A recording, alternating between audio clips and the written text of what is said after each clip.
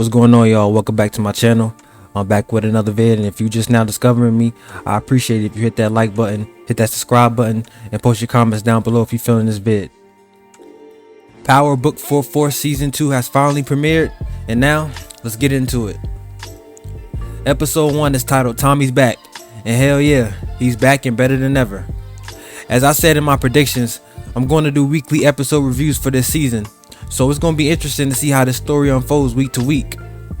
Now, reviewing week to week could get complicated because you're only seeing one episode and not the full picture. So let's say things I won't like in one episode, I might like later on in the season. But nevertheless, if this season is bad or good, I'll continue to give my opinion on it. Now, the episode as a whole was amazing and insane. Right away, we open up and see Tommy taking Liliana's death hard. They show flashbacks of their moments from last season, and she speaks to him from the afterlife and tells Tommy to avenge her death.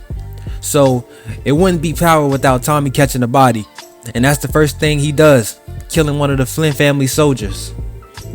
And then, the next morning, having breakfast with his family like nothing happened. And the family is going through some changes.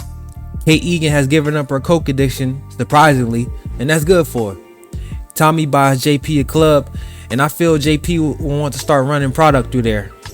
We'll see.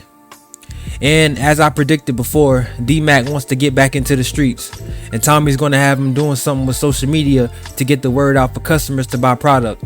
And I don't know if that's going to end well, but we'll see. CBI, as I predicted, will be against each other for territory, as Mirkovich came calling for his pipeline. Gennard is in a tight spot. He's in trouble with the Serbs, has to come up with money for the new connect, and he's still at odds with Tommy and Diamond. He has to somehow regain control of Mirkovich's pipeline, but how will he do that? Will he fully go to war with his own brother? Let's see. Diamond and Tommy will start to run product for the new connect, Miguel Garcia, and Miguel shows he's not to be played with. And there will definitely be conflict between him and Tommy, as Tommy seems to want to get with his sister Maria, and he wants to be the top Chicago connect. Tommy also reminds us he doesn't tolerate disloyalty, as one of Diamond's CBI boys, Chewy, flips from their side to Gennard's side, and boy, he pays for it. And this is the second body Tommy catches in this episode. And speaking of catching bodies, Claudia Flynn continues to prove me right, as she steady makes emotional decisions, and this will cost her in the end. Her and Vic decide to start back running Dahlia together and split it 50-50, but Tommy finds out about this, and he decides to sabotage their chances of being successful by releasing the Dahlia formula online. Now, it's a cheap designer drug that anybody can make. Claudia's simple-minded self thinks the chemist did this, and she cold-bloodedly kills her. And damn, that was messed up. But Claudia is becoming unhinged, as she's thirsty to kill now. Vic is still upset with his father Walter for all the lies and betrayal, but Walter still finds a way to still protect his kids. A conflict is brewing between him and Vic, and I'm eager to see how it will unfold. One of them is probably going to die this season, and we'll see. The premiere episode was great from start to finish. Definitely a better first episode than season 1's.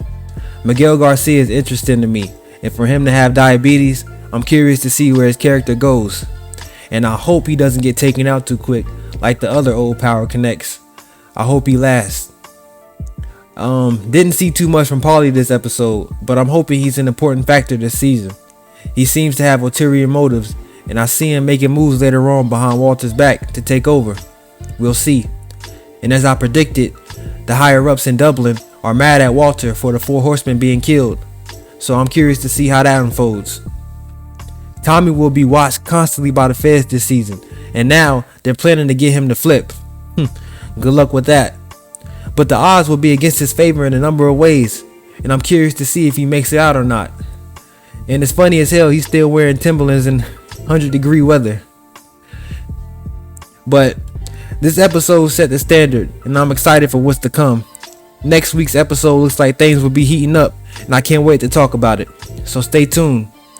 I'll catch y'all next time, and thanks for all the support.